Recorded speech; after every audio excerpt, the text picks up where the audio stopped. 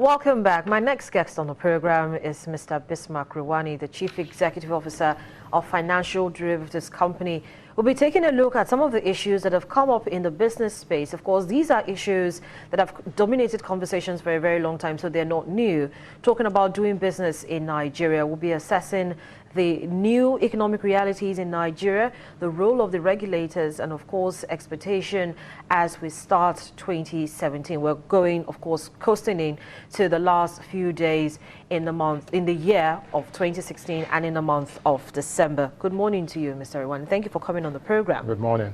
So let's start first of all with taking a look at some of the issues that will be coming up this week. This week, the President will be presenting the 2017 budget to a joint sitting of the National Assembly, and the projection is 7.28 trillion naira for 2017. We have a benchmark of $42 for oil, $42.50, and 2.2 million barrels per day, crude oil production output, and then 290 naira to a dollar.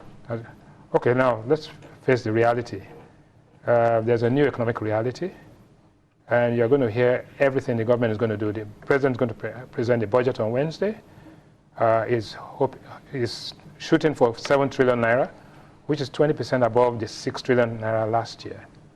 But if you take it in dollar terms, which is the realistic assumption, if you divide 7.2 trillion by 305, which is the IFM rate as of Friday, and you take 6 trillion naira last year and divided by 199, which was the exchange rate last year. In dollar terms, 7 trillion naira is actually a 25% contraction in economic activity. In other words, you need to increase that 7 trillion naira by another 25% to get to zero before you now add some more to have a stimulus package. But it's a movement in the right direction, but we shouldn't be deceived by the fact that 7 trillion naira is a large amount, because last year you were buying rice at 11,000 naira a bag. This year you're buying it at 24,000 naira a bag. So you've got to look at how much can 7 trillion buy this year compared to how much 6 trillion could buy last year. But then you see, taking a look at it, it seems that there's also been an increase in capital expenditure as against the current expenditure, still in line with the federal government's plan to reflate the economy through spending. Absolutely. The composition of the budget. Don't forget, last year budget accomplishment was low. There was all this hula baloo about padding and all of that rubbish. This year, the Senate President said, look, based on the discussions he's had with the President, we should have an easy passage as long as the numbers make sense. So there's alignment and consensus between the legislature and the executive. The President also is focused on the fact that there will be increased capital expenditure, there will be increased social intervention to make sure that these things, you can have some relief, because the Nigerian masses are actually under pressure. They're suffering. There's higher unemployment, higher underemployment, there's high inflation, there's power supply issues, there's infrastructure gaps, and in fact, as a matter of fact, there is a higher level of misery in the country, and that is the reality. And people don't want excuses, they want results. And because people want results, we're taking a look now at the business environment. The federal government, since it came into power, has been talking about improving the ease of doing business through various reforms. The Vice President has continued to champion that. But what's your assessment of regulatory environment? Because that is very key in successfully getting your business environment to be conducive enough to attract investment. Now, what the slides you show very soon pointing at is the government says what it's going to do. These slides are going to focus on what the government must not do, the negative things that must not be done. So we look at what they call the combative regulatory environment as against a collaborative regulatory environment. What we had in 2015, 2014, and 2016 was a combative regulatory environment. We had the slightest infraction, if at all there was an infraction, at the slightest perception of anything, is a fine, punitive fines were slapped on, which not only disincentivized, punished whoever the infractor was, but also actually discouraged other investors from coming in. This economy is going to achieve its potential, one, by government spending, but more important, by domestic and international investment. If you look at it, foreign direct investment has declined all the way from a high of about $8 billion about 4 or 5 years ago, down to about $1.6 billion, and it's going to go negative. Now, what is it? Why is this happening at a time when you have 180 million population, you have unemployed resources, you have an oil-based economy, you have LNG, you have solid minerals? Why is this not happening? Why are we suboptimal in our performance? Why are we performing below par? Now, the reason is simple. Punishments are supposed to discourage deviant behavior and also to encourage positive behavior. Now, what has happened if you look at what has happened, let us take the case of the telecom industry, right? You have a situation where a company had an infraction. And we didn't say give a slap on the wrist. The perception of MTN was arrogant, predatory, exploitative and all that, which is probably all wrong. But then 5 million subscribers were not registered at the appropriate time. They did not take steps in time. And then you slap them with a $5 billion, 7 years or 8 years of their profitability, 5 times their capital and all that. Basically, you can either punish or have a death penalty.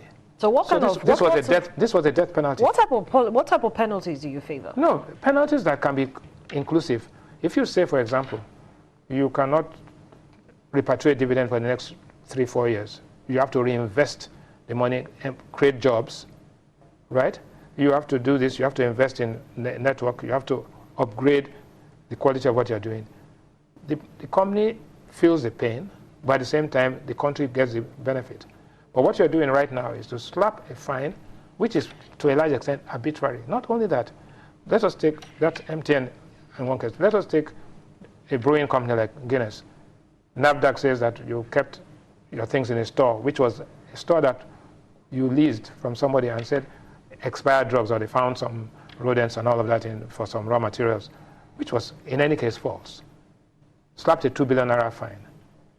Distorted everything. And this company was in the process of bringing in £100 million of increased equity at the same time when you did that. Take a look at Standard Chartered. Slapped with a fine of 1.8 billion naira for rules that are far from clear, right? And we don't know what happened, but that's work in progress. So take a look at IBTC Stanbic, cannot publish the results.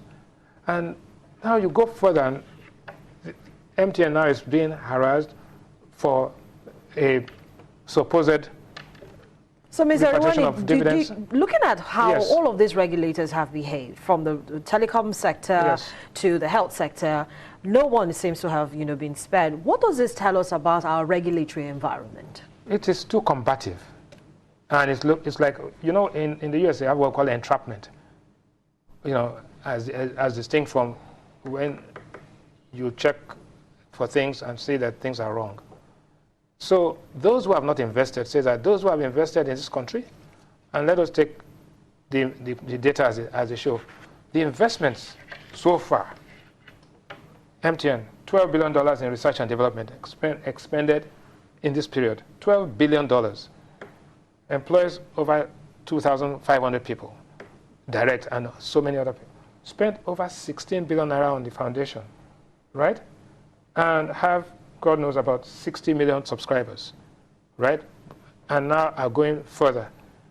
What license payment was only $435 million when they came in. Now you get to a point where you say a company that is registered, which is listed on the Johannesburg Stock Exchange, the ADRs are listed on the New York Stock Exchange, they sign up to the Foreign Corrupt Practices Act. Then you say this company was repatriating money out of the country without proper documentation. How is that possible? It's such a fairy tale. So we look at that.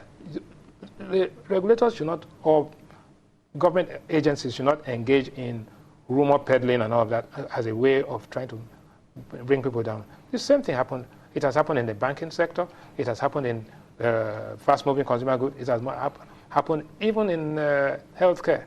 So I'm saying let us have a more collaborative environment where you sit down with the operators and say, look, what is it that you want to do? Okay, you must go and list on the Nigerian Stock Exchange, do that. You must increase your employment by doing this. You must do that. You can bring in some of your partners when you use in other parts of the world. Let us say, for example, MTN, you're sponsoring Zambia and football in Zambia. You must assist the Nigerian Football Federation, which is struggling even to pay its coach. So see what you can do about that. I'm sure those companies will be most willing to do that as long as they are encouraged to see that they have a much more consistent, stable, and predictable environment. But what is the role of government and the National Assembly in all of this? They definitely do have a role. The government, National Assembly is part of the government. The legislators are to make laws and have an oversight responsibility. The federal government is to ensure that regulators, they put the rules and ensure that the people comply. The market determines pricing. So what you have seen, what you are going to see in 2017 is that the regulators' roles will be clearly defined and delineated from those of the markets. The foreign exchange policy, for example, in Nigeria, the policy is good. The implementation itself is up in the air, right? We hear that there are, God knows how many rates there are. So what you are going to see in 2017 is that the Central Bank of Nigeria is going to confine itself to regulation. It's going to establish fair principles, and then the market will determine the pricing. And when the government likes and they think the rate of exchange is abnormal, they intervene by putting money into the market, not by unorthodox methods of determining price. Price cannot be determined by regulators. Once regulators try to do that, everything falls apart. I'm just using this as examples. The same thing will happen petrol pricing. What are you going to see? With the price of oil going as we expect it to go as high as $60 a barrel, Bank of America just released a report this morning saying that the median price is going to be about $60. The high point will be about $70, which is good for us. It is 30% higher than our benchmark price. So our revenues will improve as long as we can get the Niger Delta militants to stop their un-Nigerian activities. And I'm sure that engagement is taking place. So you can see that the government is struggling and trying, and Buhari said yesterday that please give me time, bear with me, we need to get things done. So he is aligned, he understands, he is beginning to understand, and he now understands that people are suffering and he needs to react very quickly. And that's what I see. On Friday we had the Minister of Finance rolling out the fiscal policy very eloquently. Okay, and LMI also put his clear investment process, and they've set up all sorts of teams within the government. These things take time to materialize, but they begin to happen. However, what I think will happen in 2017 is that the collective followership in Nigeria, the Nigerian people are going to hold the government accountable. You can't just make promises. The promises must be factual, must be grounded, must be translated into reality. We must feel much more comfortable. Our living standards must improve. They cannot continue to deteriorate, and nobody is going to carry along if that is the case. So if you want to have your living standards improved, if you want to have more foreign direct investments coming in, you also have to make sure, as we already said at the beginning, doing business has to be done in a very conducive way. Absolutely. So in terms of trying to reform, we're going to, most Nigerians are saying, let's even start talking about the regulatory environment, reforming them first, to make sure that it's easier for you to come in and do business without having any issues. Yes, I agree with you. You see, but there's the regulatory framework, and there's the regulatory environment, and then there are the regulations, and then there's the enforcement. The framework is very clear, and that has to be clear that a regulator is not a market maker. A regulator is not a combatant. A regulator is a collaborator for progress, is a partner in progress. A regulator implements policies that are consistent with the policy. So if the minister is saying one thing, the regulator should be consistent with that, and the operators should realize that. And if any operator deviates and tries to do anything smart like export credit grants and all, there have been abuses. So abuses will be corrected, infractions will be punished, but punishments are not slaps on the wrist, but also are not death penalties.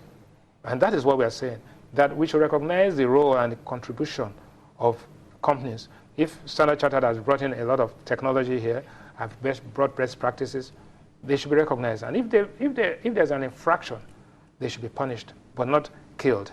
The same thing in the technology space. And that is very important. We keep on talking about the MTN is a very clear example of a company that has invested a lot, that has been misunderstood, and then has been virtually crucified, right? And that is what you need to send the example. Now that the government has actually reduced that fine, it was a move in the right direction. But we now have to make things much more consistent, more stable, clarity, and consistency. Bismarck Rewani, CEO of Financial Derivatives Company, thank you so much for joining us on the program today and sharing your perspectives with us. Business Morning continues in just a moment. Stay with us.